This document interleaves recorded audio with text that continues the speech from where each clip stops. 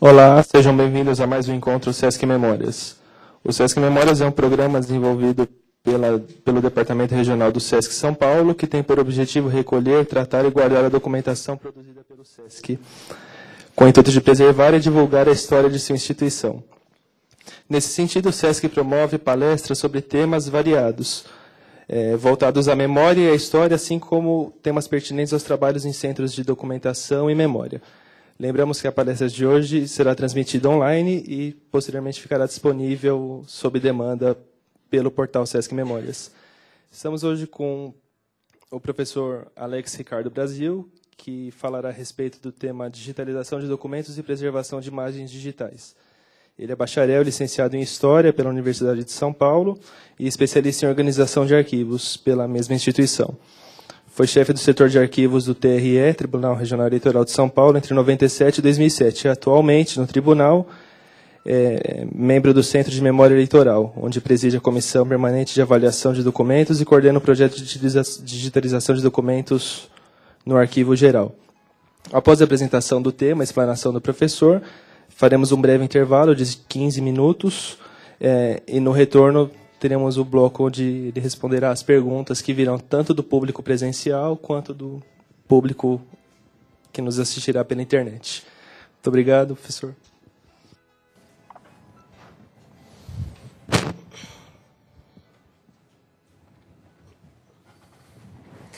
Bem, antes de mais nada, eu quero agradecer o convite do Sesc para proferir essa palestra. Um tema tão contemporâneo, tão necessitado de uma atenção especial nos tempos, na era da informação. O projeto Sesc Memórias, com esses ciclos todos de palestras, é realmente uma iniciativa que deve ser aplaudida, principalmente porque veio de uma instituição que se reveste de uma seriedade extraordinária. Eu estava conversando com o Rodrigo, eu realmente tenho uma deferência absolutamente extraordinária pelo trabalho do Sesc, por tudo que ele desenvolve. É seguramente uma das instituições brasileiras, eu acho que melhor cumprem o seu papel. Eu estou aqui com uma responsabilidade muito grande, principalmente diante da pleiade de palestrantes que falaram, que palestraram antes de mim nas palestras anteriores. Tive até a oportunidade de ouvir muitos de queridos e antigos mestres, e o que aumenta ainda mais a minha responsabilidade diante desse tema que tem um apelo tão grande nos dias de hoje. A digitalização de documentos é um procedimento, um conjunto de técnicas que abrem de uma forma extraordinária as possibilidades dos arquivos, dos centros de documentação, das bibliotecas, devido às qualidades que o documento digital tem, que favorecem a difusão da informação. No entanto, infelizmente, parece que há alguns problemas que são gerados por conta de aplicações mal conduzidas, mal planejadas, que acabam por comprometer, às vezes, recursos financeiros de grande monta na implantação de sistemas de digitalização. O documento digitalizado é também um documento digital, não deixa de ser um documento digital. Ele não é um documento nativamente digital, é um documento que nasceu analogicamente e foi convertido para o meio digital. Mas ele não deixa de ser também um documento digital.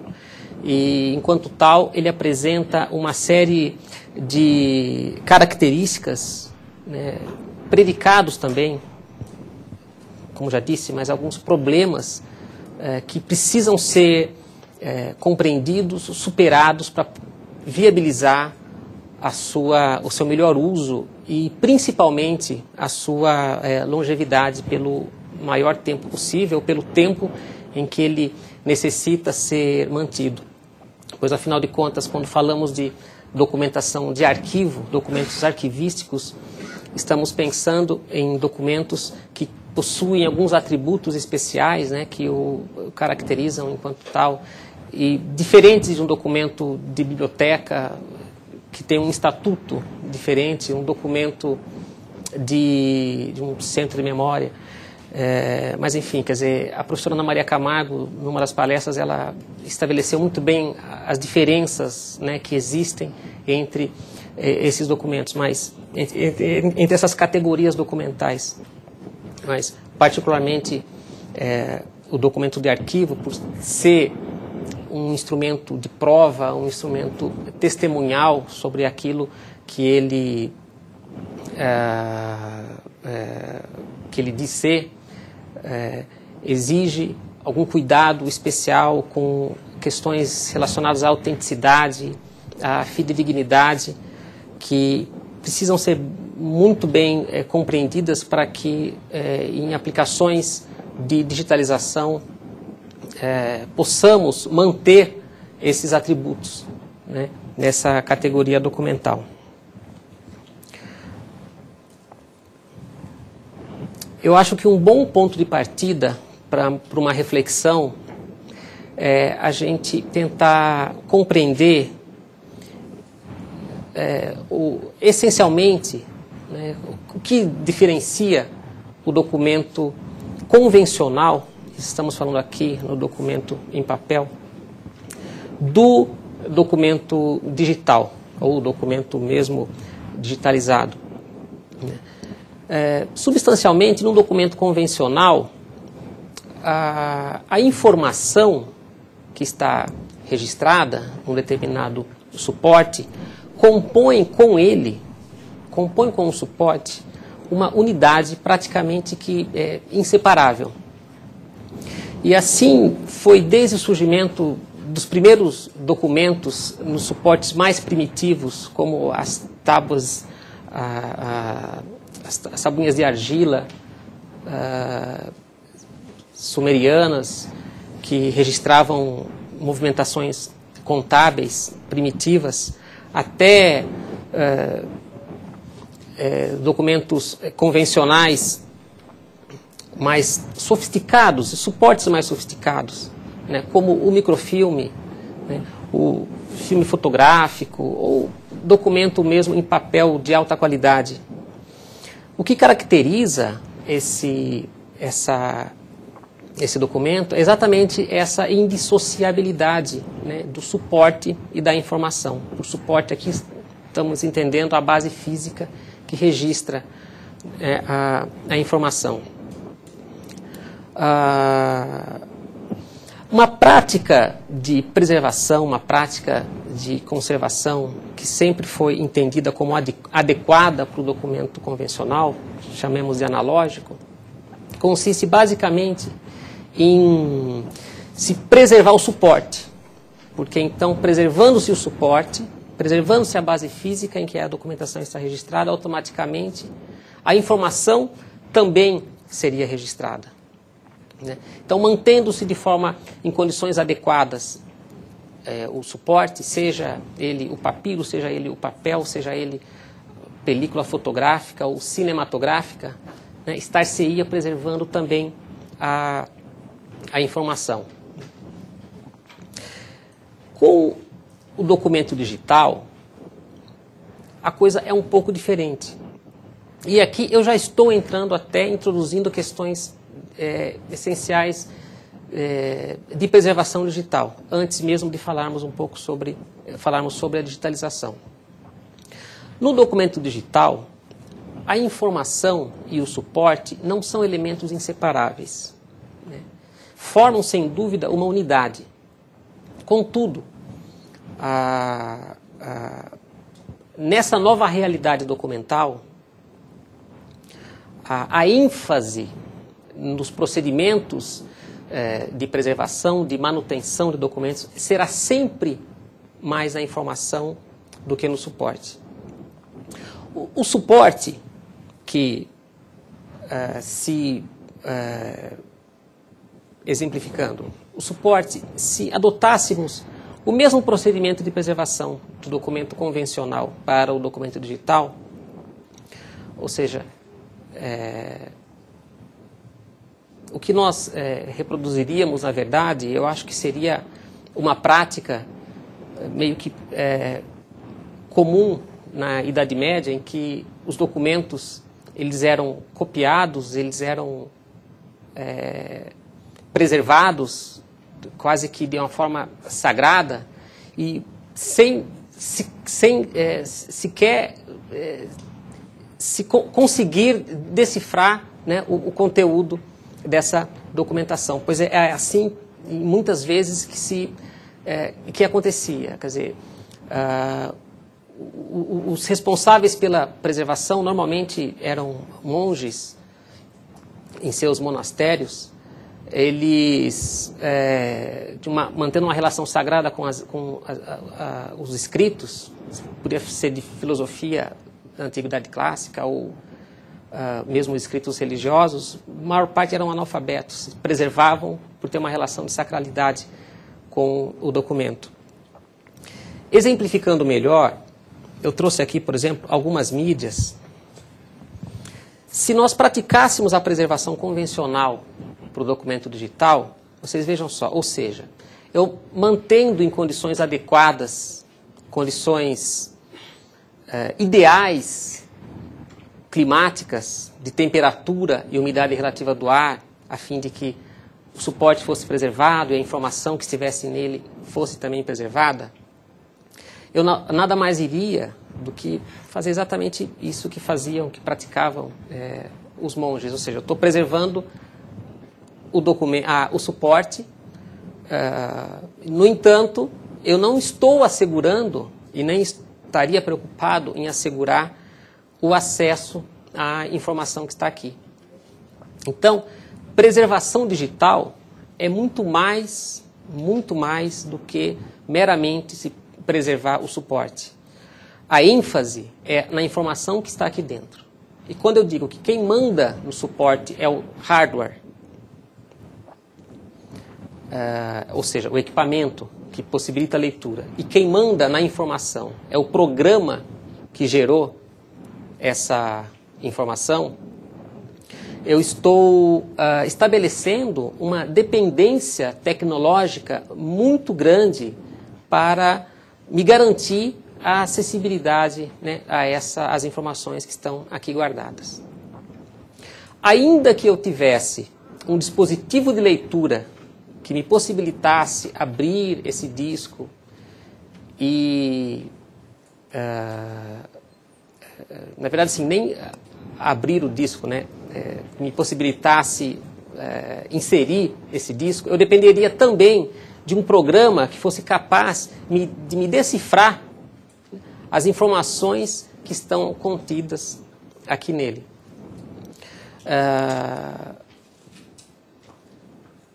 Sem dúvida, hoje, isso aqui é um tipo de suporte totalmente obsoleto, mas foi, na época em que foi lançado, realmente foi revolucionário, porque possibilitou a armazenagem de dados e o uso dos computadores até em ambientes domésticos, né, para pessoas comuns. Mas esse é apenas um dos suportes. Depois evoluiu, passou, no caso dos discos flexíveis, para o disco de 5 1/4.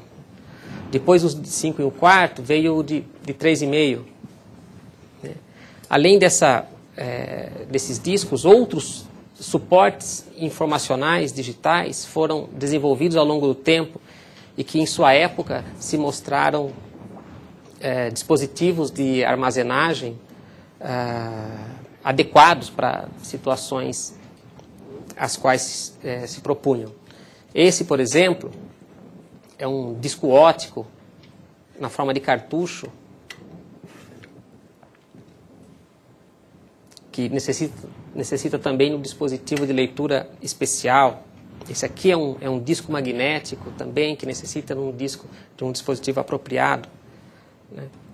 Aqui nós temos, né, uma fita magnética mais moderna, inclusive ainda em uso, né, um padrão bastante utilizado em rotinas de backup e até atualmente em cinemas digitais, porque é nessas mídias que se armazenam os filmes digitais.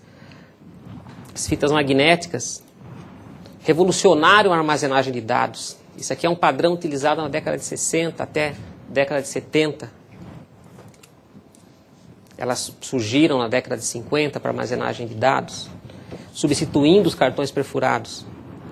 Mas vejam, se eu praticasse a preservação convencional, ou seja, preservando apenas os suportes informacionais para registro de informação, eu não estaria necessariamente garantindo o acesso às informações. Então, preservar digitalmente manter em condição acessível, a qualquer tempo, quando necessário, o documento digital. E para isso, para que isso aconteça, tem que se praticar um conjunto de estratégias que privilegiam bem mais a informação que está registrada. E ainda que isso signifique passar a informação, migrar a informação que está numa mídia de armazenagem para uma outra mídia de um outro padrão mais atualizado. Então, é uma constante vigilância que hoje os cientistas da informação e os profissionais da área de tecnologia da informação que lidam com migração de dados, que lidam com esses desafios que o documento digital impõe, que tornam essa nova configuração da informação tão particular, tão especial. Há quem diga que não há que se falar mais em documento digital, mas assim um sistema, sistema de informação digital. Eu confesso que ainda prefiro a expressão, a palavra mesmo, documento. Mas não deixa de ser um sistema na medida em que você tem diversos elementos que se interrelacionam para conseguir assegurar a gravação, o acesso e a preservação. A ideia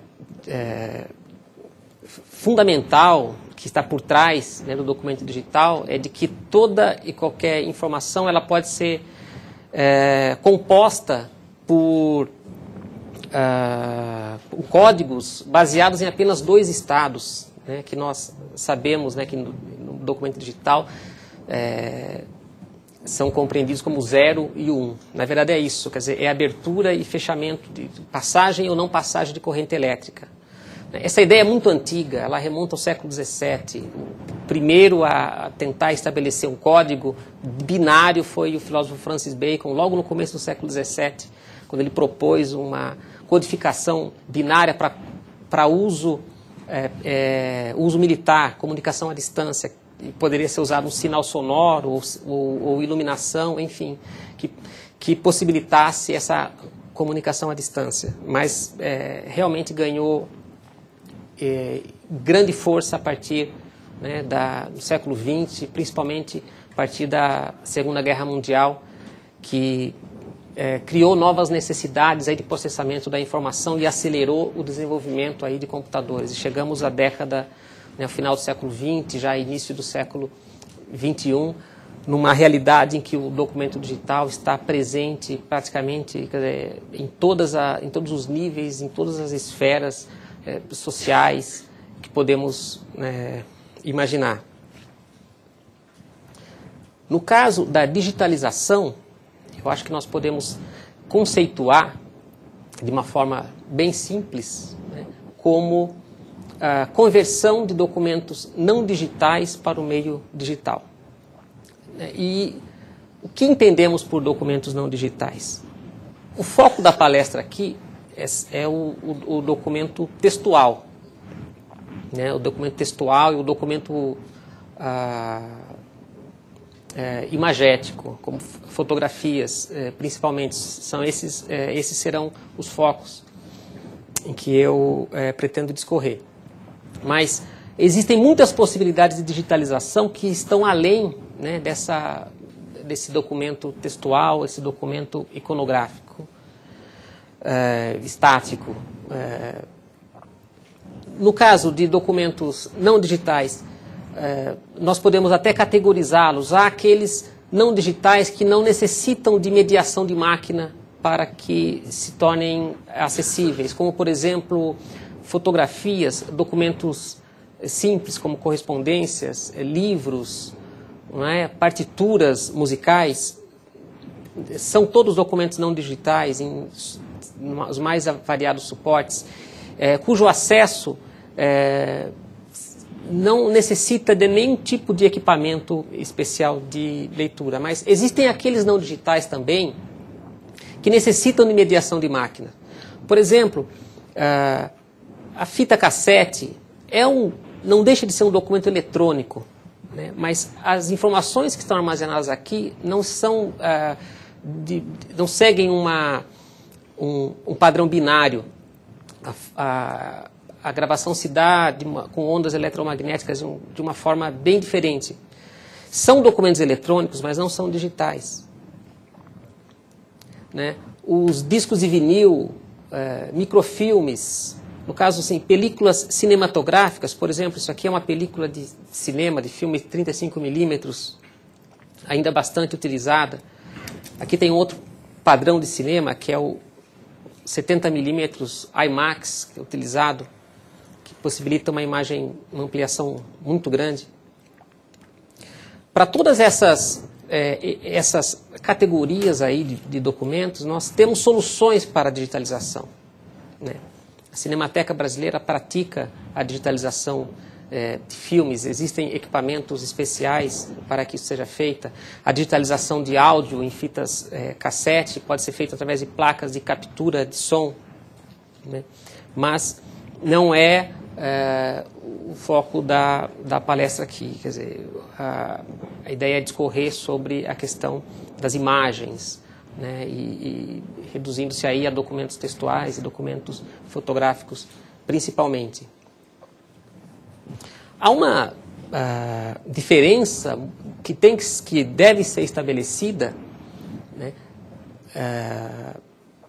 entre o documento nativamente digital, né, o documento que já nasce, já é produzido digitalmente, e o documento que é digitalizado. Ou seja, ele nasce no meio analógico, no meio não digital, depois ele é convertido para o meio digital.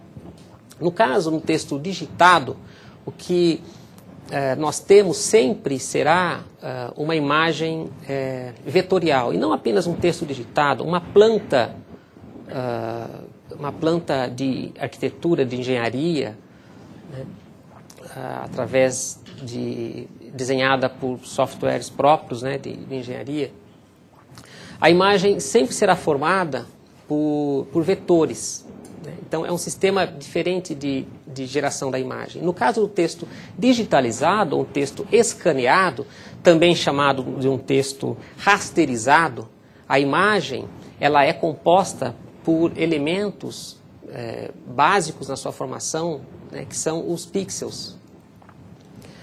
Tanto que, no exemplo que vocês estão vendo na tela, quer dizer, é um texto digitado no editor de texto, né, e depois ele foi impresso e novamente digitalizado.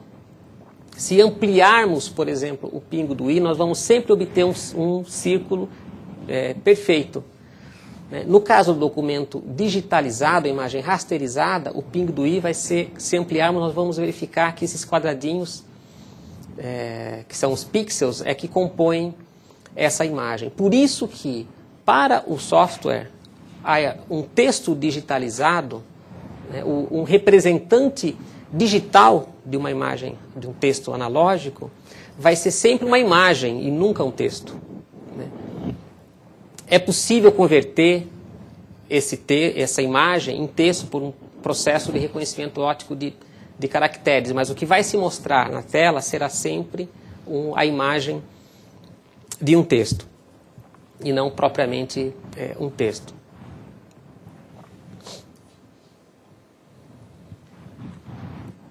Dito isso, A digitalização, ela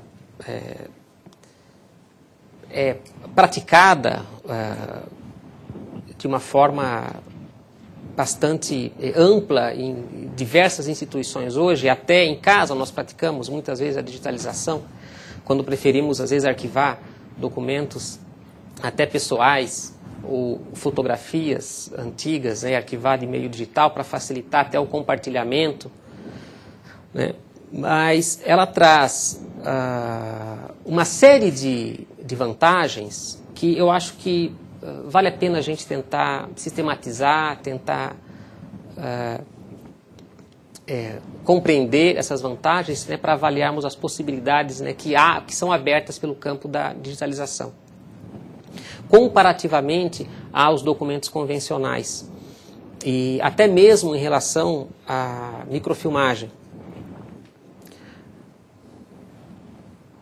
A primeira dessas vantagens da digitalização é, sem dúvida, né, um acesso muito rápido, um maior acesso ao documento, à informação que está digitalizada. Se entendermos que para acessarmos um documento em formato papel, que esteja no arquivo, ou que seja um livro, o tempo gasto para localizarmos, retirarmos, estão em caixas às vezes necessita até de higienização, incomparavelmente superior, né, a realizar a busca no computador e termos a imagem quase que instantaneamente no monitor do computador. Sem dúvida, uma vantagem extraordinária. O acesso remoto possibilita que acervos sejam compartilhados, sejam pesquisados, e a distância não é mais empecilho nesse caso. Então, podemos atender pesquisadores remotamente, no lado oposto do planeta. Então, isso é realmente extraordinário. Os acessos simultâneos, não há limites de acesso para o documento digitalizado. Embora haja algumas soluções de mercado que limitem, né, a quantidade de acessos simultâneos, quer dizer, potencialmente os acessos realmente, a quantidade praticamente ilimitada pode se tornar, de diversos pesquisadores ao mesmo tempo consultando o mesmo documento. Isso é algo inimaginável há 20, 30 anos atrás. O intercâmbio entre arquivos e centros de documentação, entre arquivos, séries documentais completas poderem ser compartilhadas, em bibliotecas, centros de documentação, obras raras poderem ser disponibilizadas, né, para outras instituições, né? Lembrando sempre a questão do direito autoral em biblioteconomia. Muitas vezes não é possível a publicação, né,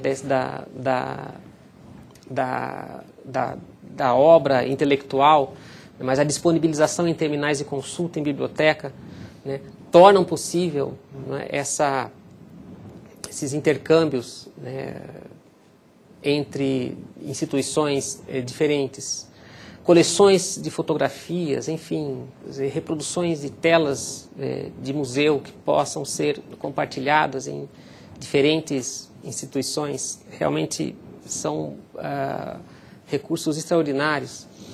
Um outro ponto é a preservação dos originais, do manuseio. Nós sabemos, quem trabalha em arquivo, trabalha em biblioteca, como desgasta, né, o documento, quando ele é bastante compulsado, ou mesmo quando ele não é muito compulsado, mas a ação cumulativa da consulta ao longo de muitos anos acabam desgastando, ou mesmo contra a ação de vândalos, algo que não é incomum, não é? Quer dizer, você danificar o documento por puro prazer. Sabemos que o Arquivo do Estado possui documentos que não têm assinatura por conta de pessoas que queriam colecionar assinaturas e levavam estilete e simplesmente retiravam, né, assinaturas de personalidades políticas famosas para a coleção. é uma via de mão dupla também, na medida em que, em determinados casos, preserva também a saúde do consulente, pois documentos originais de muito tempo ou não armazenados em condições ideais podem provocar reações alérgicas nos consulentes. Então, de modo que a redigitalização ela também vem para favorecer uma situação mais saudável na consulta. E, por último, em alguns casos, até mesmo a economia de espaço físico, existem situações em que um documento, um conjunto de documentos, depois de digitalizado, pode sim ser descartado, né, dentro de um programa de gestão documental, porque em arquivo eu não consigo entender a digitalização fora de um contexto, né, de gestão. Para mim é uma ferramenta de gestão documental. Então, um programa de gestão bem desenvolvido que identifique séries documentais de guarda temporária, né, de curto espaço de tempo, que são bastante consultadas, podem sim ser digitalizados e principalmente quando elas não têm repercussão, a documentação não tem repercussão para fora da instituição, são documentos de economia interna, documentos administrativos internos. Sem dúvida. No entanto, o que nós vemos, né, é que aplicações muito mal planejadas no campo da digitalização comprometem sobremaneira, às vezes, recursos e até acabam comprometendo a credibilidade mesmo da instituição. Não são soluções baratas, sabemos, porque os equipamentos são investimento. Há equipamentos em bibliotecas, há equipamentos em arquivos, bibliotecas, equipamentos de digitalização de livros são muito caros, né? Scanners também planetários, para digitalização de papéis de grande dimensão, superam a faixa de 100, de 150 mil reais.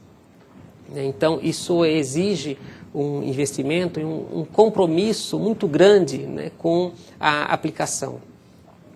E o que acaba acontecendo, muitas vezes, que observamos, né, é uma série de situações que eu tentei resumir aqui. Digitalização de documentos que já poderiam ter sido descartados, ou seja, não há um programa de avaliação, um programa sério de avaliação, inserido dentro da gestão documental, que dê conta de estabelecer temporalidade, prazos de guarda, que determinem, né, a temporalidade, o descarte de documentos. E no afã de se digitalizar, né, acaba se digitalizando conjuntos não organizados.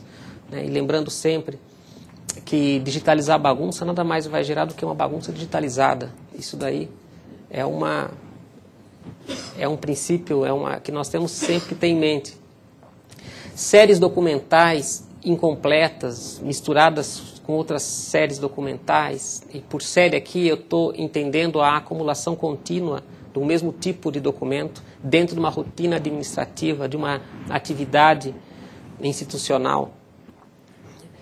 A manutenção das imagens com o prazo de guarda que ela teria já expirado, ou seja, quando avaliamos o documento arquivístico, não avaliamos o suporte, avaliamos a informação que está. Portanto, se determinado documento arquivístico tem uma temporalidade X, né, após digitalizado, ele continuará tendo a mesma temporalidade. Então, não faz sentido mantermos por mais tempo do que o que está sendo mantido. Né. Perda acidental de imagens devido à falta de preocupação com a preservação digital e mesmo com a segurança dos dados. Né. A falta de uma política de gerenciamento de mídias, a falta de uma política de gerenciamento de cópias de segurança. Né. Dificuldades para recuperar as imagens. Os documentos são digitalizados sem que sejam feitas indexações ou que as indexações sejam mal feitas. Né? Sabemos que quando digitalizamos uma quantidade muito grande de informações, se não indexarmos essas informações de uma forma adequada, nós inviabilizamos simplesmente a recuperação dessa informação. Então, se tivermos uma base com milhares ou em alguns casos até milhões de imagens, sem possibilidades de recuperarmos através de descritores essas imagens, praticamente será um trabalho totalmente perdido. De modo que esses erros são os principais erros, né, estratégicos que eu vejo em aplicações mal pensadas, mal planejadas de digitalização. Quando falamos em digitalização, nós temos que ter em mente que ela, na verdade, é um elemento de um processo maior, de um conjunto de procedimentos maior. E como vemos aí, quer dizer, eu procurei relacionar as principais etapas, né, pontuar as etapas principais do processo de digitalização. Nós vemos que a digitalização ou a captura da imagem é apenas um dos elementos desse processo maior. E esse processo vai desde a preparação da documentação, que muitas vezes não é algo simples, até o final, a forma de armazenagem que vai garantir, né, o seu uso, né, o uso para distribuição da imagem e também a preservação. A preparação de um documento para ser digitalizado, ela implica, né, em algumas rotinas. E temos que imaginar aí uma linha de trabalho. Quando lidamos com uma quantidade muito grande de documentos, sejam arquivísticos, sejam documentos de biblioteca, documentos de centro de documentação, memória, nós temos que imaginar sempre uma linha de trabalho muito bem planejada, em que cada etapa tem que ser muito bem documentada, né, e que se inicia, como eu já disse, pela preparação dos documentos. Normalmente se trabalha com o conceito de lotes de documentos, né? O lote, quando lidamos com séries documentais volumosas, na verdade, ele tem que ser entendido como a quantidade de documentos, não é, que é alimentada no scanner, normalmente no alimentador automático do scanner. Nós veremos mais para frente como é que são esses scanners. O trabalho em lote facilita, principalmente porque os softwares que digitalizam hoje, que fazem a captura da imagem, eles possibilitam ajustes de forma automática em inúmeras imagens quase que ao mesmo tempo. Em correções, pequenas edições, então, como nós vamos ver mais adiante.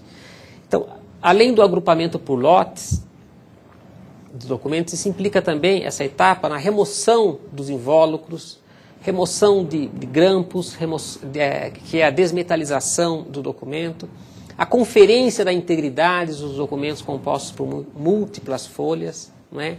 A higienização, que às vezes é necessário, ou mesmo, às vezes, pequenos reparos no documento, para que ele possa ser submetido, não é, ao scanner.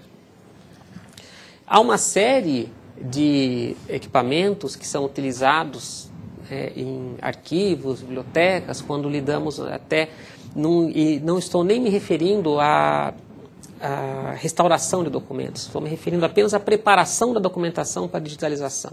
Mesas de higienização, trinchas, né, para remoção de sujidades, né,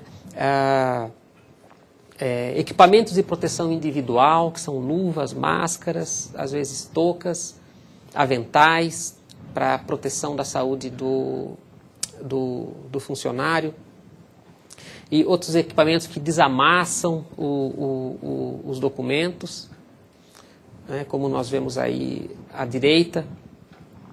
É bastante útil quando os documentos estão dobrados, estão com orelhas e precisam receber um cuidado especial.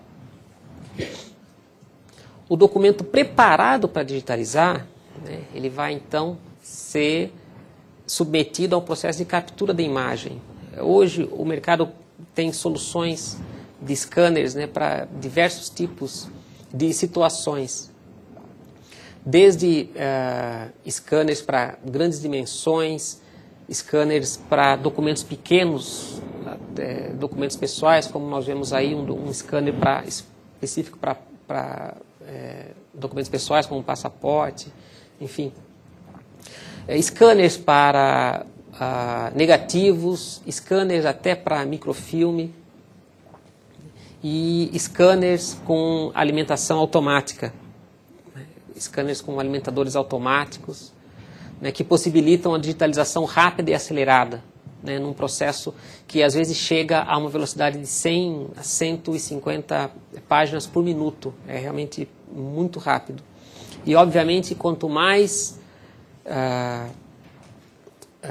robusto é o equipamento, né, o preço também, evidentemente, torna-o bem mais caro, né. Scanners, hoje, chamados de produção com alimentação automática, tem preços que variam de 3 a 100 mil reais, dependendo da quantidade de recursos, dependendo das possibilidades que o software oferece.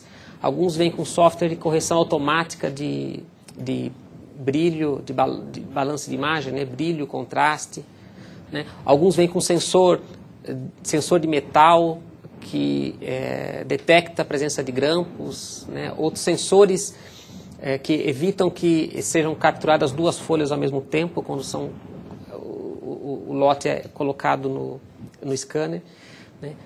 Scanners de microfilme também, né? Que são equipamentos bastante caros. Scanner de livros. Há soluções para a digitalização de livros que possibilitam até mesmo a mudança de página automática do livro à medida em que ele vai sendo digitalizado. Obviamente são soluções muito caras. No processo de captura, nós devemos entender que o que nós vamos gerar, na verdade, é o que é chamado de matriz digital, que é uma imagem de qualidade alta, né, de alta qualidade, e será a imagem a partir da qual serão geradas as derivadas de acesso e derivadas de navegação. As derivadas de acesso e navegação serão geradas a partir da matriz digital. A ideia é essa. E para que o documento possa transitar via rede, né, em direção ao usuário final, ela terá uma qualidade mais inferior por conta da necessidade de ter um tamanho, né, menor, uma resolução às vezes mais baixa. As derivadas de navegação são as miniaturas de imagem, né, que alguns softwares ou sistemas de acesso a documentos digitalizados utilizam, nem todos utilizam. São os thumbnails, né, são miniaturas mesmo, né, quando você clica, né, para que seja carregada via download, né, a derivada de acesso.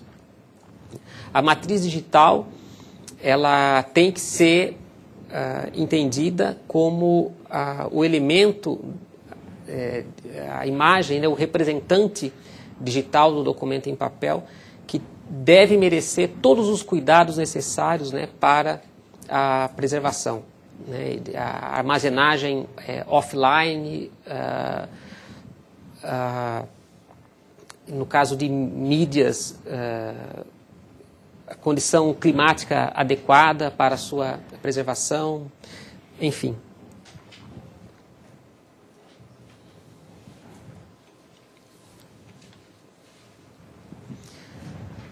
Nesse processo de captura de imagem, nós temos que ter em mente que há 3 elementos fundamentais aí que influenciam na qualidade da imagem.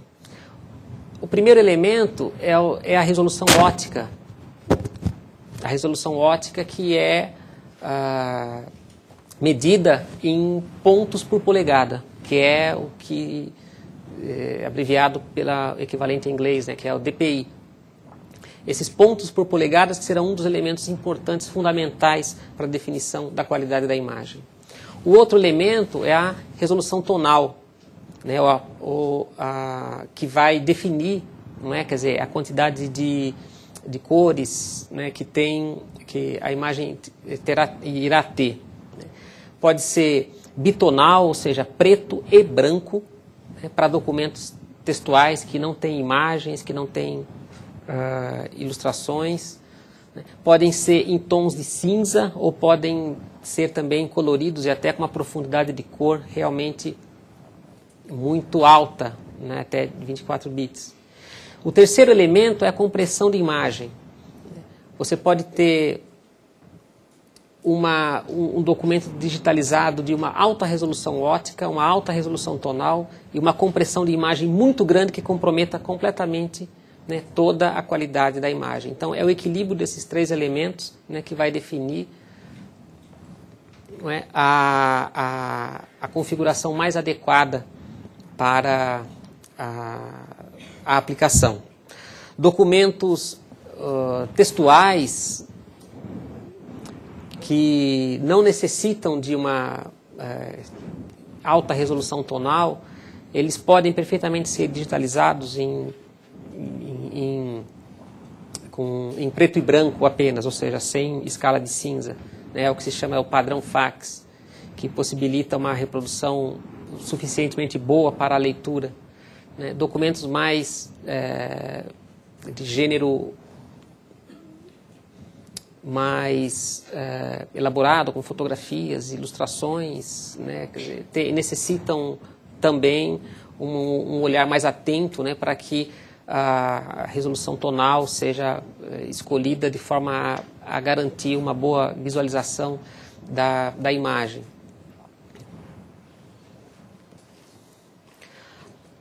Atualmente, eu vou citar três formatos de arquivo, né, que são os mais utilizados, exatamente por serem de uso universal, embora nem todos sejam formatos totalmente livres, né? Mas assim, são todos formatos de uso universal, né, que são utilizados em digitalização de documentos. E para cada um deles há aplicações adequadas. Por exemplo, o JPEG, que eu acho que quem lida com imagem já ouviu falar, a extensão JPEG, né, é um formato que foi criado, surgiu exatamente para tentar padronizar as diversas aplicações que existiam já, né, em documentos digitais, né, gráficos na década de 80.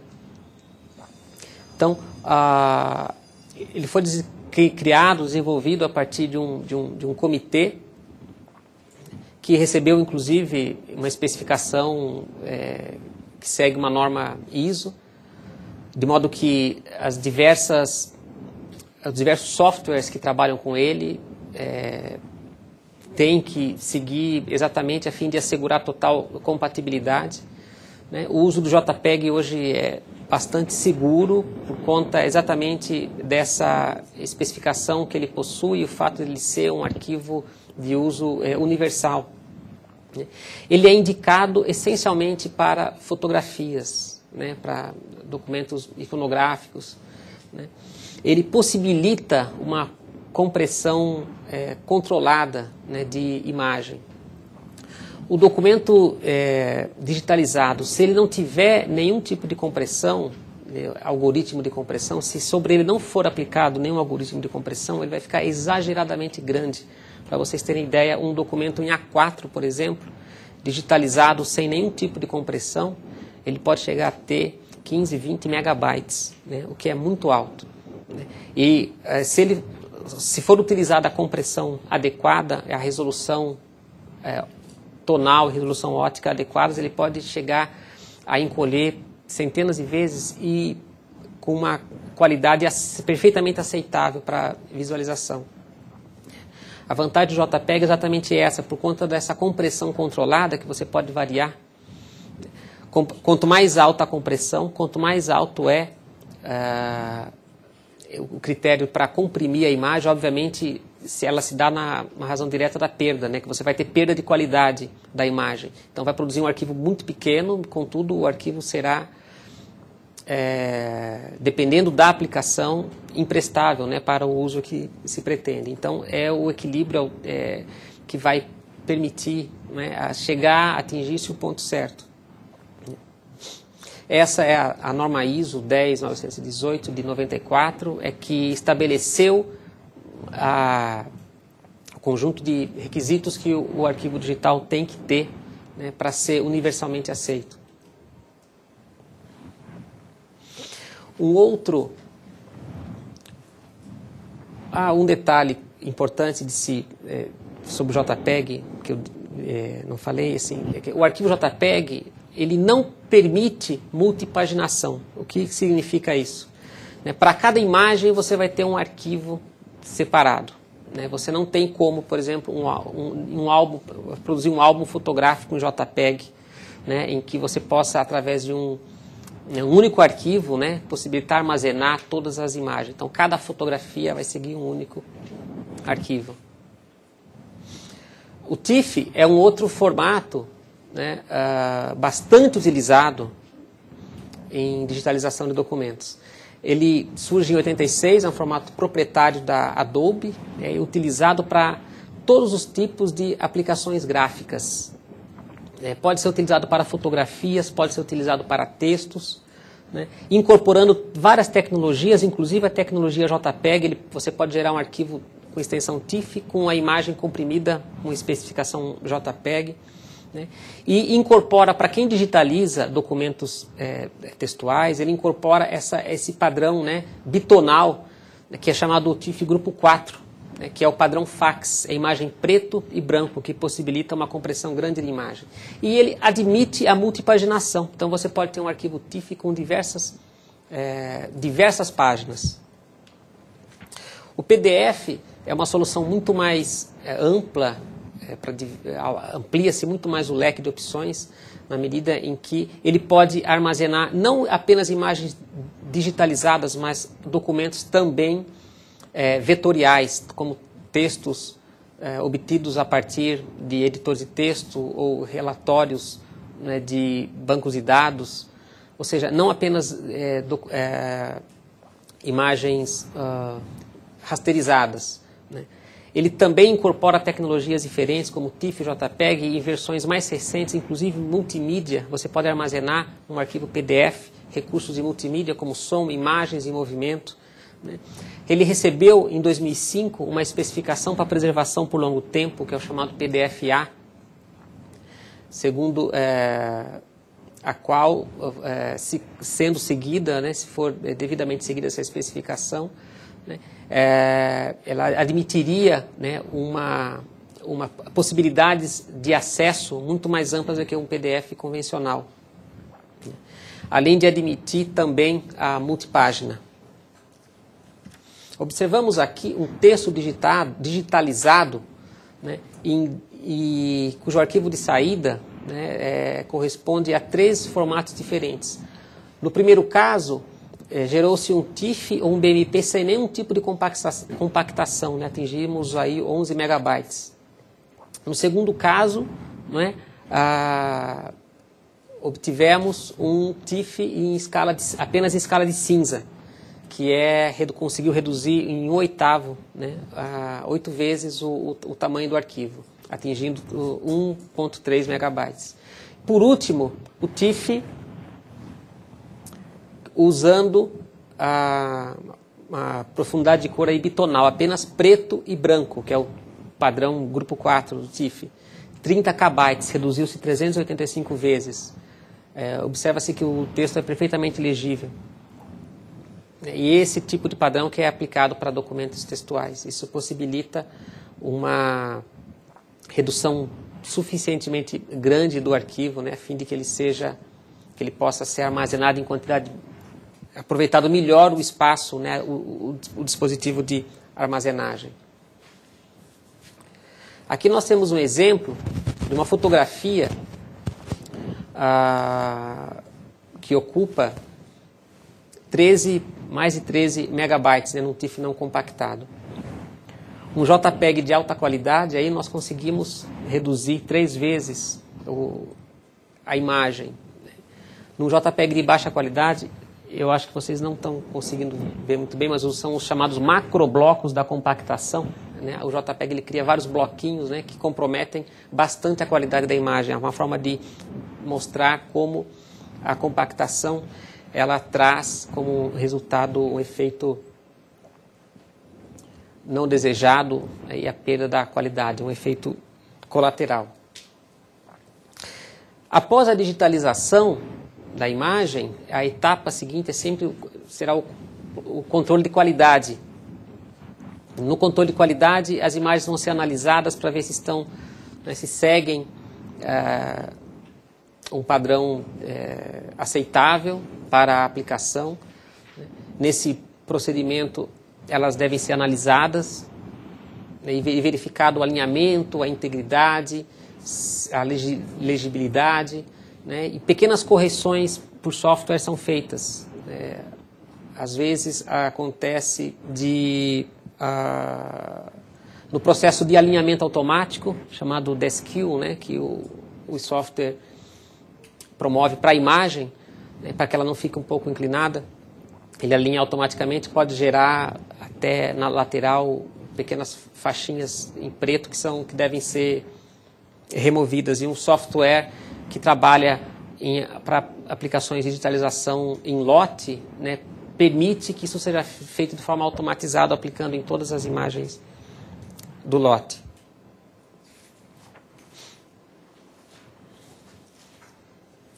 Na indexação, que seria a etapa seguinte, os descritores têm que ser muito bem planejados, né, a fim de que as imagens possam ser recuperadas quando necessário.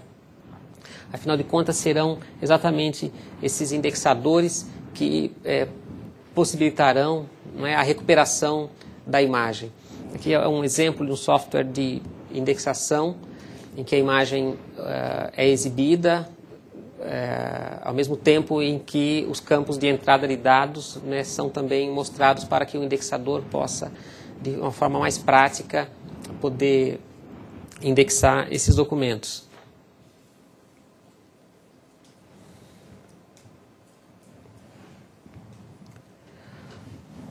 Uma etapa seguinte, nós temos a questão da armazenagem, e o que eu montei aí foi um painel, seria mais ou menos o estado da arte hoje em questões de armazenagem de documentos. Que, na verdade, nós podemos dividir em famílias, não é, de mídias, que cada uma dessas famílias segue um princípio em comum para a gravação de dados. Nós temos... Em primeiro lugar, a família dos meios magnéticos, que aí estão representados por discos rígidos, fitas magnéticas, discos flexíveis, e todas seguem o mesmo princípio de gravação, segundo a qual partículas eletromagnéticas na superfície são orientadas, né, a partir de impulsos eletromagnéticos numa cabeça, e a orientação dessas partículas é que vai constituir, na verdade, o registro de dados. Então, nós temos, por exemplo, já mostrei para vocês, esse padrão é uma fita em formato de cartucho, né, que possibilita uma densidade muito grande de dados. Hoje, essa versão daqui é a LTO, ela permite até quase 1 terabyte de dados, né, discos magnéticos, né, discos flexíveis, discos rígidos como esse daqui, que na verdade é muito mais do que um mero suporte, é um conjunto de componentes eletrônicos que contribui até mais ainda para que ele se torne mais frágil, né, na medida em que ele necessita, né, de corrente elétrica para que entre em funcionamento, e os componentes eletrônicos são chips, transistores que estão embutidos aí, são muito sensíveis a variações de corrente elétrica, variação de tensão, que pode causar danos. O que deve aumentar, né, tem que provocar um aumento da preocupação, né, de quem está trabalhando com esse tipo de mídia. As mídias magnéticas, elas são extremamente sensíveis a campos magnéticos, de modo que, se eu armazenar dados, imagens digitalizadas em fitas magnéticas ou mesmo em discos rígidos, e mantivê-las próximo a campos eletromagnéticos, a ímãs ou aparelhos que gerem, né, forte campo eletromagnético, e ainda que não seja um campo magnético muito forte, né, seja fraco, mas a ação cumulativa durante anos pode acabar desmagnetizando, né, isso torna bastante frágil o suporte magnético, mas ele é bastante utilizado exatamente pela alta densidade de dados que ele possibilita armazenar. Uma outra família seriam as dos discos ópticos, que nesse painel está no canto inferior direito. Seriam CDs, DVDs, atualmente os Blu-ray, né, e também os cartuchos ópticos, né, em que o disco ele é envolvido por um cartucho para proteção, ainda utilizado em armazenagem de dados. Essa família ela segue um princípio de gravação, segundo a qual, quer dizer, é um feixe de laser que vai gravando os dados numa camada de gravação sensível a esses raios lasers, produzindo furos microscópicos, né? A leitura desses furos é que vai... a gravação desses furinhos é que, na verdade, vai constituir o registro do documento digital. Nós temos também as memórias flash, né, que são, na verdade, a tecnologia utilizada em pendrives, em discos em dispositivos de memória de câmeras fotográficas, celulares. Trabalham muito mais com o conceito de memória mesmo, porque devem ser utilizadas mais para transporte de dados e armazenagem provisória. Normalmente são apresentados em diversos padrões, mas que podem ser facilmente adaptados, né? Um padrão em relação ao outro. Dispositivos baratos possibilitam a conexão de diversos tipos diferentes de cartões de memória. Aparentemente são meios bastante estáveis, mas possuem a limitação de que, com o tempo, eles vão perdendo a sua capacidade de gravar dados, né, e reproduzir também. O uso constante deles, né, provoca, né, a sua deterioração. É o mesmo caso, inclusive, das fitas magnéticas, né? No caso, esse exemplo aqui, quer dizer, o próprio uso da fita provoca um desgaste por conta do atrito da cabeça de gravação, a cabeça de leitura com a fita, e o atrito interno com os rolamentos. Aqui também são elementos que provocam desgaste. Normalmente, os fabricantes, eles próprios recomendam que após... isso tudo é controlado por software. No caso das fitas magnéticas, a gravação delas é controlada por um software que monitora, inclusive, essa deterioração e vai indicando quando ela não está mais confiável. Em rotinas de backup diária, uma fita dessa dura alguns meses. Depois ela tem que ser substituída porque já não é mais uma mídia confiável. Do ponto de vista da durabilidade, nós temos aí um dos estudos feitos em laboratório com envelhecimento acelerado de mídias, né, um dos estudos mais famosos que tem, infelizmente ele é de 1995, seguramente já está um pouco defasado, mas nos dá uma ideia, né, da fragilidade dos suportes digitais para armazenagem. Aqui, esse estudo foi coordenado, né, por Bogart, que é um técnico, engenheiro do National Media, um laboratório americano que tem exatamente essa função, né, de estudar e recomendar o uso da mídia mais adequada para órgãos norte-americanos. E aqui ele fez um trabalho baseado em envelhecimento acelerado do laboratório, comparando 4 tipos de mídias, né? O microfilme, o papel, o disco óptico e a fita magnética. Essa faixa intermediária, né? Essa faixa intermediária é que seria a faixa que corresponde aí a armazenagem segura de dados.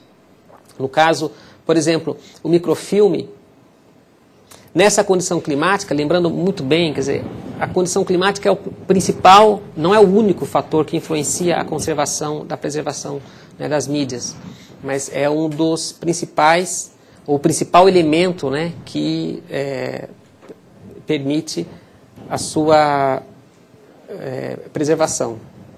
No caso do microfilme, de qualidade arquivística, haveria uma situação aqui confiável para armazenar dados por 200 anos, a 20 graus centígrados e 40% da umidade relativa do ar. O papel de alta qualidade chegaria a 500 anos nessa condição climática. Né? Um CDR, a melhor mídia disponível de CDR, porque varia-se muito a qualidade, principalmente das mídias ópticas, conforme a tecnologia utilizada na fabricação, que considere a composição da camada reflexiva e da camada de gravação. Isso é uma variável que interfere bastante na durabilidade. O CDR, nessa condição climática, ele manteria os dados de uma forma segura por 30 anos. Uma fita magnética, no caso a DLT, seria 20 anos. Na hierarquia aqui de mídias confiáveis, nós teríamos, né, o papel em primeiro lugar, o microfilme, né, em segundo, o disco óptico em terceiro, a fita magnética em quarto lugar. No caso do disco óptico, do CD, né, nós temos um estudo coordenado pelo pesquisador Humberto Inarelli, na Unicamp, que, com recurso de microscopia eletrônica e também envelhecimento acelerado, em 2006, ele desenvolveu um trabalho extraordinário de durabilidade, estudos de durabilidade e confiabilidade de mídias ópticas, em CDR e CD-ROM. E chegou à conclusão de que, quer dizer, exatamente a composição, o processo de fabricação do CD interfere sobremaneira na sua durabilidade, considerando principalmente dois elementos, né, que é a camada metálica que vai refletir o raio laser, né, e a camada de gravação, né, que vai exatamente possibilitar, né, a armazenagem, né, a gravação dos dados. Nesse gráfico nós percebemos aqui a curva de confiabilidade de um CDR cuja camada metálica seja ouro e a camada de gravação fitalocianina seja a melhor do ponto de vista da confiabilidade. CDRs cuja camada metálica seja de prata e a camada de gravação seja esse composto cianina, mostram que em pouco tempo, tempo muito menor, ele perde a confiabilidade.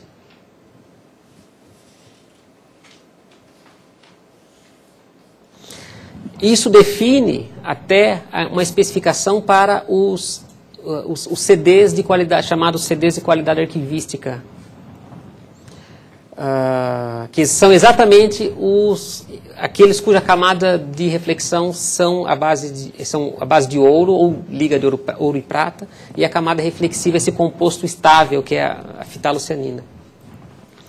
No Brasil, infelizmente, são poucos os fornecedores de CDs de qualidade arquivística. Isso não é muito observado para quem trabalha, né, com arquivamento digital de dados.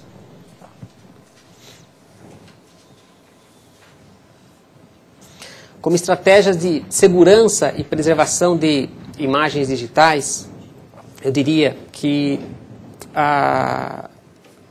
um conjunto de procedimentos precisam ser tomados, né, para que as aplicações não fiquem comprometidas, seja por conta da deterioração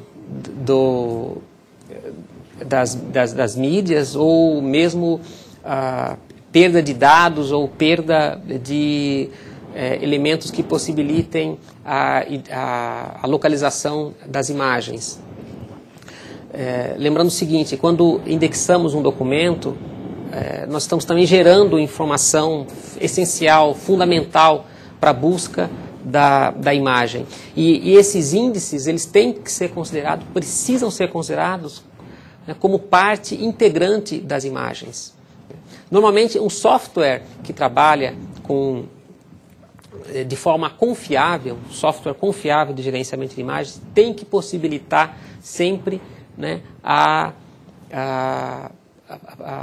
tem que tornar possível, né, que você, a qualquer tempo, você possa recuperar os índices que normalmente eles estão em formato proprietário, incorporados no software, para um formato, para um padrão que possibilite interoperabilidade. Porque você pode querer abandonar aquele software para adotar um outro programa, né? De modo que isso cedo ou tarde acaba acontecendo. Do ponto de vista da preservação a longo prazo, em algum momento aquele programa vai ficar obsoleto. Essa é uma das questões cruciais na questão do gerenciamento, né, do gerenciamento de imagens. Então, o programa tem que possibilitar que você possa abandoná-lo. Ou seja, e nesse caso, ele tem que lhe fornecer as imagens e fornecer os índices, né, um banco de índices em formato que possibilite a interoperabilidade, né? Normalmente, esses formatos seguem modelos que permitam, né, uma interpretação fácil, né, desses índices, né? São extensões em XML ou em texto puro, né, que tornam possível, né, facilmente, né, a incorporação por outros sistemas de bancos de dados. Como estratégia de segurança, no caso do uso de discos rígidos para armazenar imagens, né, como servidores para armazenagem de imagem, eles têm que ser usados de forma combinada, né? Alguém já disse que quem tem um não tem nenhum, não é? Quer dizer, então, se nós não preservarmos, não tomarmos o cuidado de replicar essas informações, né, ou trabalhar de forma combinada com um outro disco, o risco é muito grande, né, de se perder simplesmente por uma questão de pane no hardware, por uma questão de variação de tensão, danificar completamente o disco. Eu não sei se vocês já passaram por situações de perda de dados. Eu já vivenciei situações de perda de dados e simplesmente o dispositivo não funciona mais. De uma hora para outra ele para de funcionar, né? Então, o uso coordenado, combinado de vários discos rígidos, 2, 3, 4, chamado RAID, né, é o que possibilita, né, a melhor configuração possível para os servidores. São vários tipos de combinações que existem, isso normalmente os técnicos, né, de TI, eles dominam bastante, isso é uma área deles, né? Existem aquele sistema que simplesmente replica, né, você grava o dado num, ele automaticamente replica em outro. Existe aquele que distribui o dado, distribui, até quebra o byte, distribui os bits por vários discos rígidos, cria até um bit de paridade, caso haja pane em um, ele possa reconstruir todo o byte. Então, quer dizer, enfim, são vários níveis de segurança. As rotinas com cópias de segurança, né? As cópias de segurança normalmente são feitas em fita, né? Isso é fundamental, né? No caso de a opção por discos óticos, que se utilizem discos óticos de qualidade arquivística. Normalmente esses discos vêm com selo archival ou medical, né? São discos mais caros. Um disco ótico, um CD comum, está na faixa de entre R$1 e R$2. Um disco de qualidade arquivística está entre R$15. Né? Exatamente porque ele tem uma configuração, né? Ele é fabricado, né, com um cuidado especial e com compostos mais estáveis, né? E a questão da preservação de metadados, né, que são essas informações que contextualizam toda a produção, a geração das imagens, né? E são metadados tecnológicos, como ambiente operacional, software que capturou a imagem, software utilizado para indexação, né? Enfim, são documentos, são informações fundamentais para a recuperação do contexto de produção dessa documentação, né? E, naturalmente, os descritores todos, como eu falei para vocês.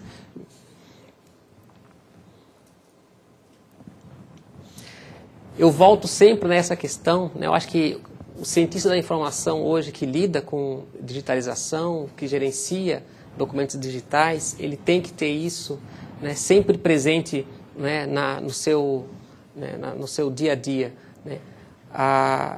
Tanto o software que manda na informação, quanto o hardware, né, que é o equipamento que manda no suporte, eles estão sujeitos à obsolescência tecnológica.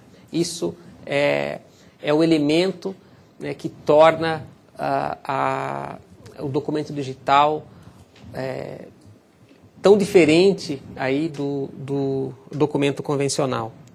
No caso dos formatos de imagem, nós que lidamos com digitalização de documentos, né, o alento é que há uma estabilidade, de certa forma até prolongada desses formatos. O JPEG, que ele existe há 27 anos, não há sinal de que para os próximos anos, né, ele vá ser abandonado. O TIFF, há 24 anos, ele vem sendo adotado. O PDF está há 20 anos. São formatos já estabilizados. Portanto, soluções de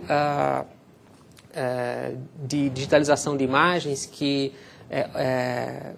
tenham como soluções formatos alternativos têm que ser pensados e planejados com muito cuidado, exatamente porque não é o fato de ser um formato aberto, por exemplo, né, criado recentemente, que vai garantir a sua estabilidade. De forma alguma, pode ser um formato aberto, mas ele pode ser abandonado, ele pode não pegar, como se diz, né? Então, quer dizer, a opção é exatamente essa, né, por formatos estáveis, universalmente aceitos no mercado.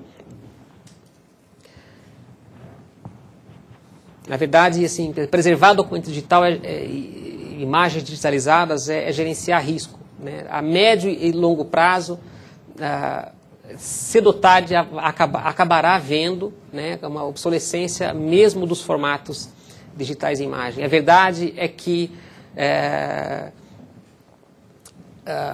o mercado está sempre, a indústria da computação está sempre produzindo computadores, processadores cada vez mais velozes, cada vez mais potentes, e para aproveitar essas funcionalidades dos processadores, softwares também cada vez mais, que agregam mais funcionalidades, vão sendo desenvolvidos, né, e que acabam exigindo o abandono de formatos anteriores e o uso de novos formatos. A solução possível, a solução viável é sempre a migração para um novo padrão. É lógico que a migração ela traz consequências, né, do ponto de vista arquivístico. A migração ela implica na reformatação de toda a cadeia de bits, né, do documento, né, e exatamente é a integridade da cadeia de bit, né, do documento que assegura a autenticidade, a fidedignidade da documentação. A curto prazo, né, um prazo bem mais curto do que os formatos de imagem, nós temos a obsolescência, né, do sistema operacional, né, que podem trazer futuramente, né, a incompatibilidade com softwares utilizados no processo de digitalização e gerenciamento de imagens. As soluções possíveis também são a migração, né, para um outro tipo de software, ou então a emulação, que é uma solução defendida por alguns cientistas da informação, principalmente Jeff Rothenberg, Margaret Headstrom, que são os defensores, baseiam-se na ideia de que, na verdade, já é uma realidade a emulação em alguns casos, né, de que você pode recriar um sistema operacional apenas para executar determinados softwares, né, dentro de um sistema operacional, recria um sistema operacional obsoleto dentro de um sistema operacional, né, em uso. No caso, por exemplo, aqui nós temos um exemplo de emulação, né. O EDSAC, na história da computação, foi o primeiro computador a armazenar os próprios programas. Aqui nós temos um programa de jogo da velha que foi emulado dentro de um Macintosh, né. Não houve a reformatação dos dados de bit. O EDSAC ele recebia os dados através de cartões perfurados, né. Houve apenas a atualização da mídia, sem que houvesse uma reformatação do código binário, né. E esse programa emulador ele recriou o ambiente operacional do EDSAC e possibilitou que o programa pudesse ser, né, executado de uma forma íntegra, né, sem que ele fosse comprometido em sua cadeia de bits. Bom, eu quero concluir. O tema é tão árduo, né, obviamente eu acho que não podemos ter a pretensão nenhuma de em uma hora e meia esgotar o tempo, né, de um assunto tão árduo, tão complexo, que envolve tantas disciplinas, que envolve ciência da computação, envolve administração, envolve história, arquivística, biblioteconomia, envolve até química, na medida em que não é? Lidamos também com compostos para elaboração, para fabricação de mídias. O tema é bastante árduo, mas eu quero concluir com essa imagem do livro do David Macaulay, né, que é um ilustrador e um ensaísta americano, que escreveu um livro chamado O Motel dos Mistérios, né? Estou usando essa imagem, né, para nós refletirmos, né, sobre a questão da preservação digital. Se nós voltarmos ao tempo em que bastava apenas preservar o suporte, em que preservaríamos a informação, poderíamos incorrer futuramente em erros de interpretação total na tentativa de tentar recuperar as informações que estão armazenadas em mídias ópticas, magnéticas, como quer que sejam.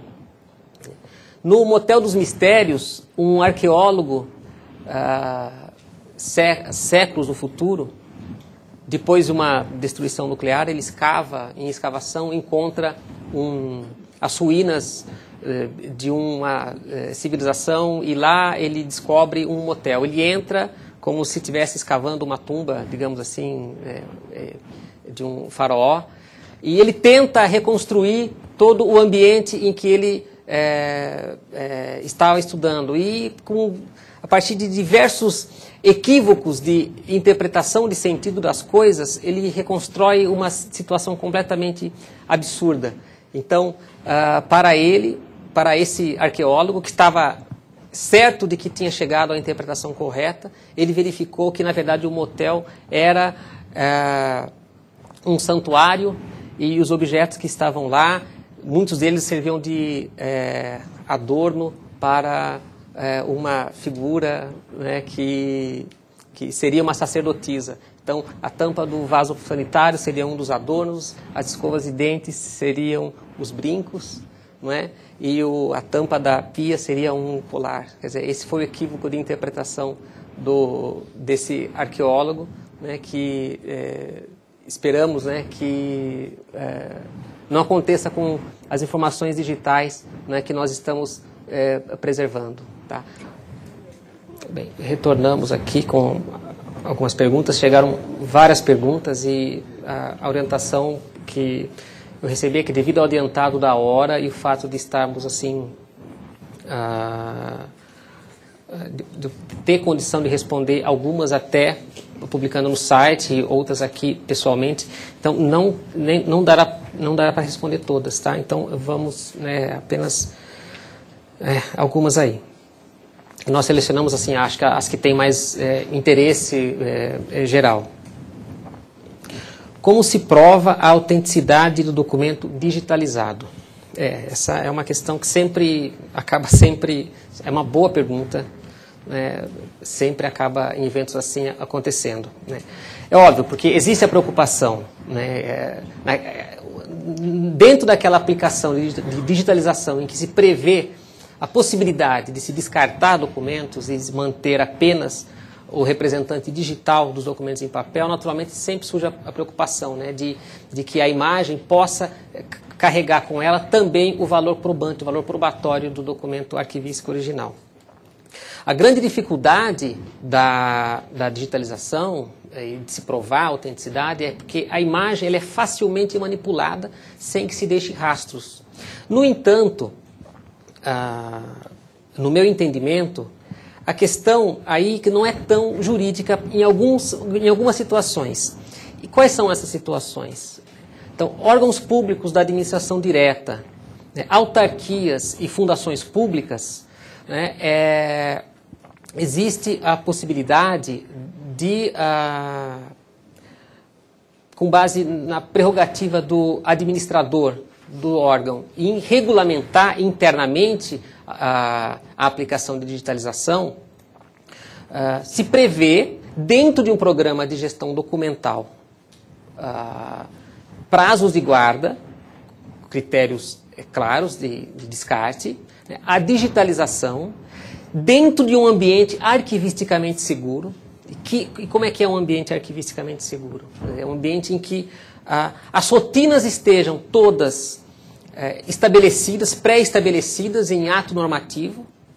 pode ser uma instrução normativa, uma portaria da presidência do órgão, enfim, que estabeleça todas as rotinas necessárias que devem ser seguidas para a digitalização e estabeleça também que cópias obtidas a partir do representante digital das imagens podem ter valor de prova, ou seja, o servidor pode conferir fé pública à cópia obtida. Então, a questão aí é muito mais administrativa, eu diria, né? Muito mais administrativa.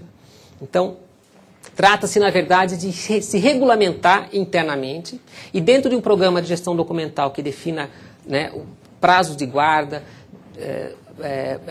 contextualize o documento arquivístico, né, dentro da produção documental do órgão, com um plano de classificação, né, com as rotinas bem determinadas, né, eu não vejo problema. Demais situações, empresas públicas, empresas privadas, né, eu não vislumbro possibilidade de o próprio órgão conferir fé pública, né, não existe essa prerrogativa, né, nessas situações. Eu espero ter respondido.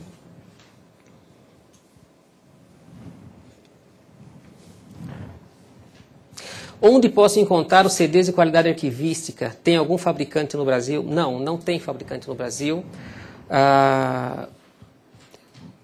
Infelizmente, quer dizer, não se está atento a essa questão no Brasil. Quer dizer, em geral, as mídias óticas disponíveis são de qualidade bastante duvidosa, né? Infelizmente, quer dizer, mas existe possibilidade de compra? Existem fornecedores no Brasil? Sim, existem, né? Bom, um fabricante muito conceituado de mídias óticas de qualidade arquivística é a Mitsui. A especificação da mídia de qualidade arquivística é muito simples. É a base reflexiva à base de ouro ou liga de ouro e prata e a camada de gravação feita de fitaloceanina. Essa é a especificação da mídia de qualidade arquivística. Então, a Mitsui possui essa opção, né? Basta entrar no site dele. Existem alguns importadores no Brasil que trabalham com esse produto, né? E há alguns outros. Eu acho que se vocês digitarem no buscador, digitar mídia de qualidade arquivística, CD, medical, archival, pedir para buscar no Brasil, são esses os selos, né? Archival e medical. Normalmente vem nas mídias. O preço é esse que eu falei, R$15, talvez um pouco mais, 20. Com a digitalização dos documentos originais, guardar 3 exemplares ainda é regra válida para garantir a segurança e longevidade do material arquivado? Bem, é boa pergunta. Na verdade, sim, eu vou responder seguindo as recomendações para a digitalização de documentos, né, que foram recentemente publicadas pelo Arquivo Nacional, pelo CONARC. É um documento, eu acho que tem que ser o guia, né, para a digitalização, recomendo a todos lerem, né. É muito recente, foi publicado em abril, né. O que se recomenda é que a matriz do representante digital, ela seja arquivada em 2 cópias, né? Quer dizer, haja a cópia de segurança e a cópia de trabalho, né? Quer dizer, essa é a recomendação. Há uma discussão entre alguns arquivistas sobre a opção da microfilmagem ou digitalização de documentos, justamente pela instabilidade do suporte. O que você acha? Eu acho que a microfilmagem não morreu. A microfilmagem, ela tá, pelo contrário, ela está muito viva, né? E, sem dúvida nenhuma, é a melhor opção para a preservação de imagens de guarda permanente. Não resta a menor dúvida, né, de que... e nem são tecnologias excludentes. A digitalização não exclui a microfilmagem não exclui a digitalização. A digitalização para acesso, para distribuição da imagem, distribuição da informação, é, sem dúvida, a melhor tecnologia. Para a preservação, a microfilmagem, não tenho dúvida também. Hoje já existem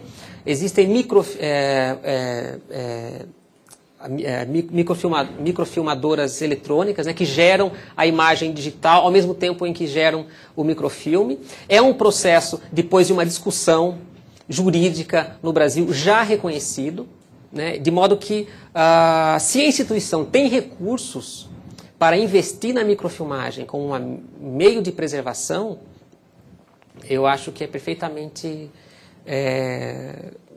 aprovável. Você indicaria scanners como alimentadores para ampliações fotográficas? Olha, eu não indicaria. Por quê? É minha opinião. O processo de tração dos scanners de produção, ele pode danificar a imagem, pode manchar a imagem de alguma forma. Quer dizer, fotografia a emulsão fotográfica é muito sensível a danos. Então, quer dizer, na minha opinião, a digitalização de fotografias ela deve ser feita de forma manual mesmo, sem a inserção nos alimentadores automáticos. Qual o material mais indicado para higienização de ampliações? Essa daqui eu prefiro não responder, né, porque realmente não é a minha área. Né, não quero, quer dizer, entrar em outras competências que não são a minha. Você tem conhecimento de algum software livre para o tratamento de imagem? Sim, é o GIMP, G-I-M-P. É um software completamente livre, né, que pode ser baixado por download tranquilamente. Gostaria de saber se tem a possibilidade de acesso ao material utilizado. Acho que pode ficar disponível no site, não é? Pode ficar disponível no site para download sem problema nenhum. Né? Há outras questões aqui, eu responderei aqui em seguida, tá? Para encerrarmos, porque estão me falando que o tempo é curto. Outras questões que vieram por e-mail eu vou publicar, eu peço para publicar no site. Tá? E eu acho que eu já posso encerrar, né? Quer dizer, agradecendo a atenção de todos, né? E a presença, e me desculpando por não poder responder nesse momento todas as questões.